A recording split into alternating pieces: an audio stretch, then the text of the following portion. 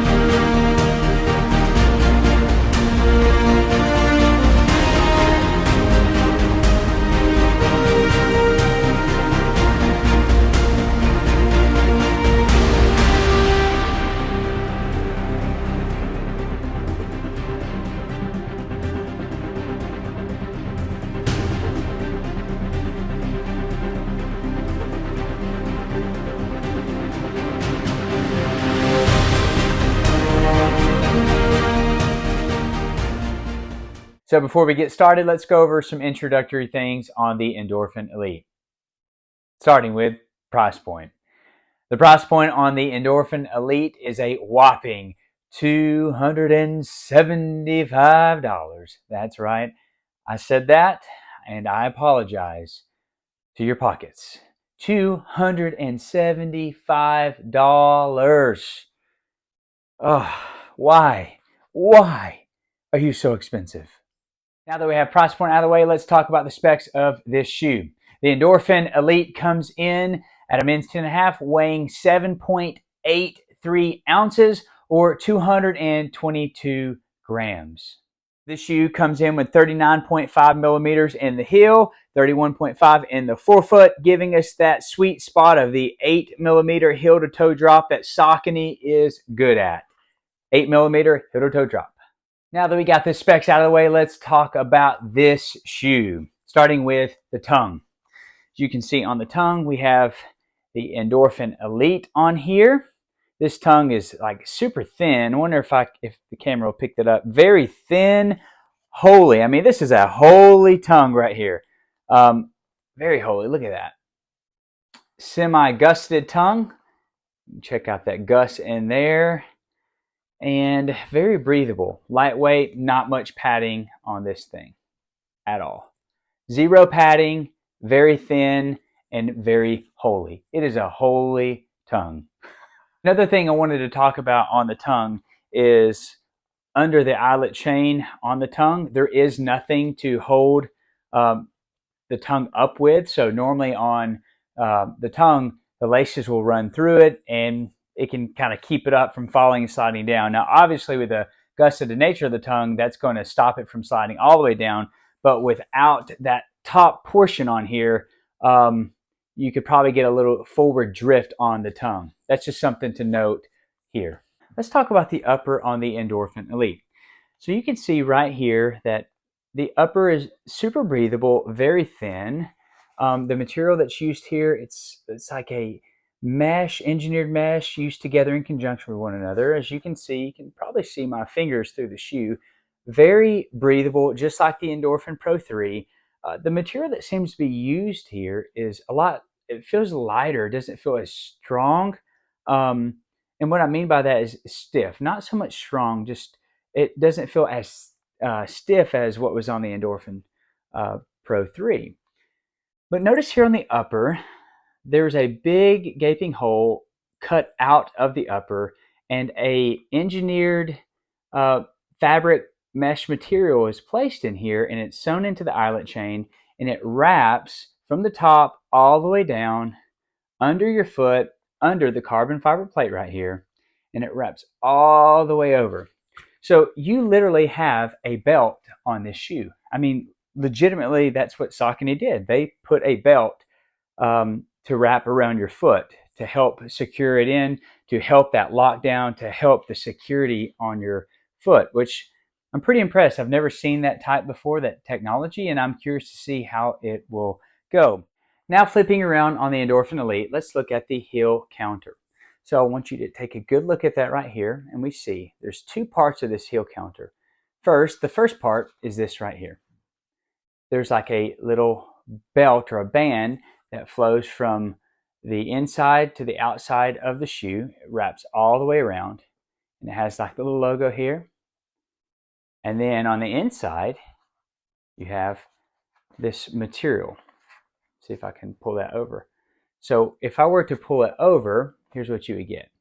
This is pretty much the heel counter you have. You have the fabric, and then you have this like, it looks, let's see if you can see it right here. It reminds me of like a memory foam pillow.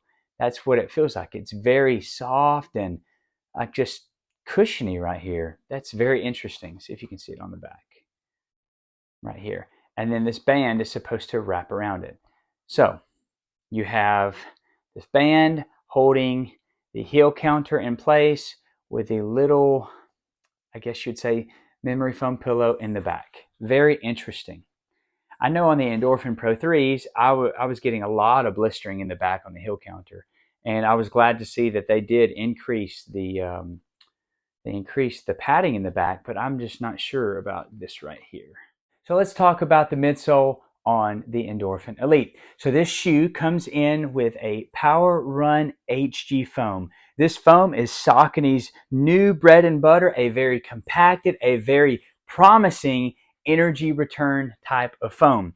Saucony promises that it will create or bring about a 95% energy return on this shoe, which is absolutely outstanding.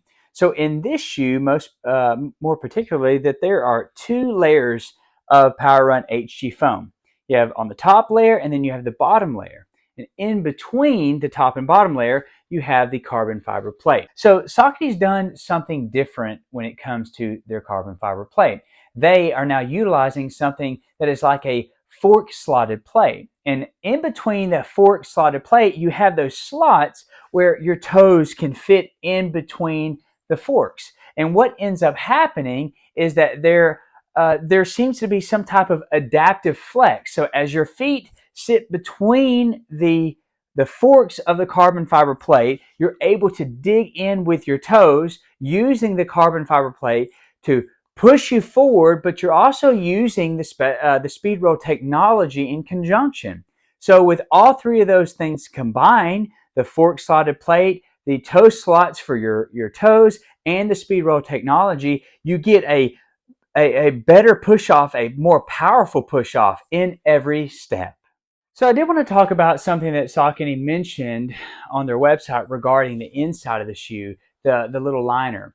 So there is a Power Run PB sock liner that goes on the inside of the shoe, and I believe it's glued down. So I tried to pull it up, and I wasn't able to pull it up to be able to feel it. But they have it glued down in there, and it's pretty much providing extra comfortability under your foot, which is obviously sitting on top of the Power Run HG foam.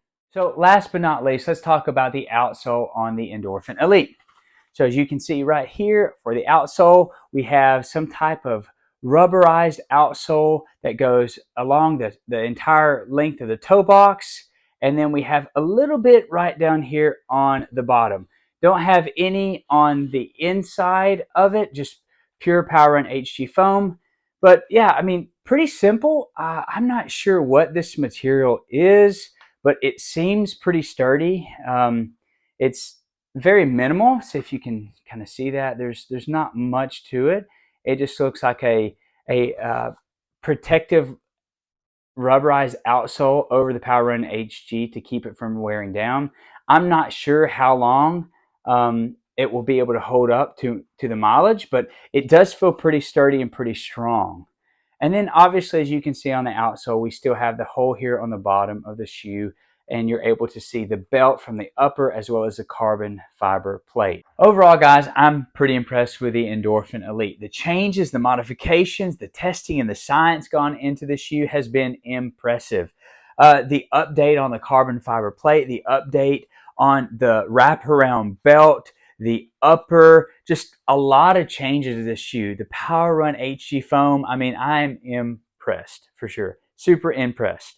The only thing is the price point. As you guys know, $275 is a lot of money for a race day shoe. But if it does what they say it does, it will certainly benefit a non-elite runner like myself. So I'm going to have to lock this puppy up in a safe. I'm just going to be honest with you. It's getting locked up, put up for race day only. Guys, thank you so much for tuning in. I hope you found the content helpful. If you would do me a big favor, like this video, subscribe to the channel, and comment down below. I want to hear back from you. What do you find interesting about the Endorphin series? Which is your favorite shoe? The 1s, 2s, 3s, Pros, or the Elites? Let me know down below. Let's keep this conversation going. And as always, guys, aim high.